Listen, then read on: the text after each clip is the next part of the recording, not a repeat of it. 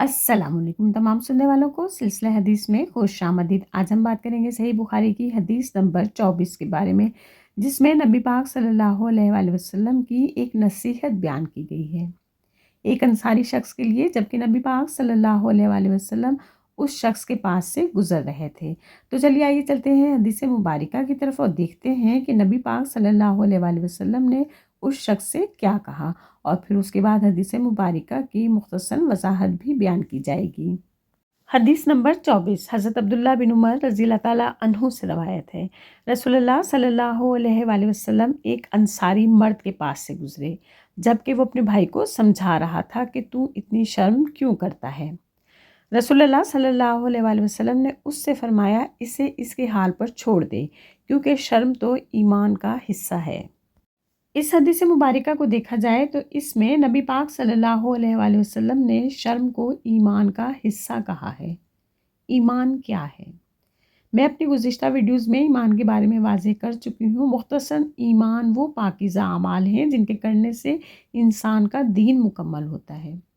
बेशक ईमान की बुनियाद 5 चीज़ों पर रखी गई है, लेकिन आगे मज़ीद इसकी शाखें हैं और उन्हीं शाखों में शर्म को एक ख़ास मुकाम हासिल है।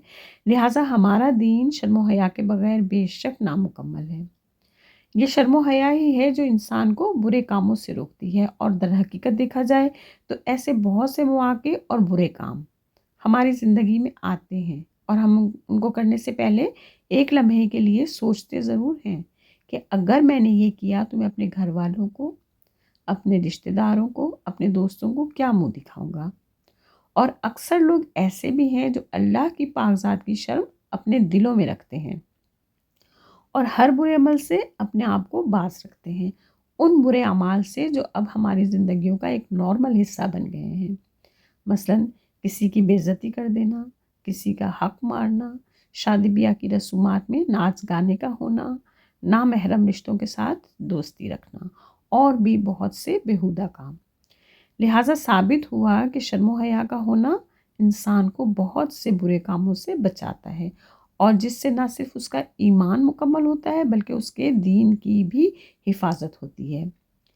लेकिन ये बात जहन में रहे कि कोई भी काम जो अल्लाह की नाराज़गी का ज़रिया है, ये समझकर या इस शर्म के साथ छोड़ देना कि लोग क्या सोचेंगे, हराम है। मसलन नमाज का टाइम हो जाए और मजमे में नमाज पढ़ते हुए शर्म का महसूस होना, साहिब इस्तात होते हुए बेहुदा रस्मों पर पैसा खर्च करना और सोचना कि अगर ना खर्च किया तो मेरे लिए तो शर्म की बात है। इसी तरह पर्दा ना करना, इस शर्म से कि ख़ानदान में कोई नहीं करता या मेरी दोस्तें नहीं करती।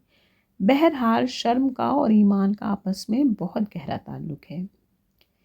एक और हदीस मुबारका में है, नबी पाक सल्लल्लाहु अलैहि वसल्लम ने फरमाया, हया और ईमान लाजिम व मलजूम है। अगर एक उठता है तो दूसरा साथ ही उठ जाता है। बस अल्लाह ताला से यही दुआ है कि अल्लाह ताला हम सबको दीन समझने की और दीन पर अमल करने की तौफीक अता फरमाए, आमीन। अगर वीडियो पसंद आए तो लाइक और सदका जारी के तौर पर शेयर करना ना भूलिएगा, और अगर चैनल पर नए हैं तो बराए मेहरबानी चैनल को सब्सक्राइब करते जाइए। इसके साथ ही इजाज़त दीजिए, इंशाअल्लाह फिर मिलते हैं। अल्लाह हाफिज़।